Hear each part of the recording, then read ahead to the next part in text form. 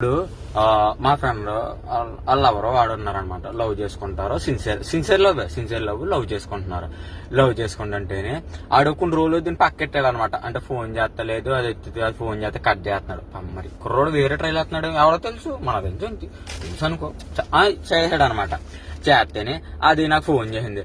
అని ఇలాగా పక్కెడుతున్నాడు అని నన్ను ఏంటో అర్థం కావట్లేదు, ఫోన్లు ఎత్తుతులేదు అంది. నా దోలుపేట, నాకు దోలు ఎక్కువ అంట. చూసా అది మనమే. నేనేం చేశాను, పెద్ద పోటుగాను కాదు నేను.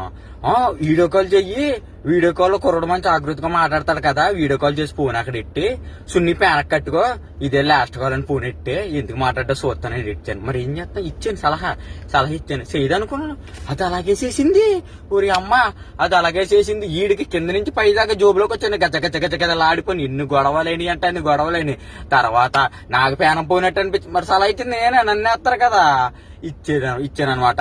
ఆఖరికి అమ్మయ్య బాగానే సెటిల్ అయిందిరా, నేను ఎన్నో గొడవలు జరిగి అయ్యాక అది వచ్చి ఇడు ముందు ఈ సలహా ఇచ్చినందుకు అంది.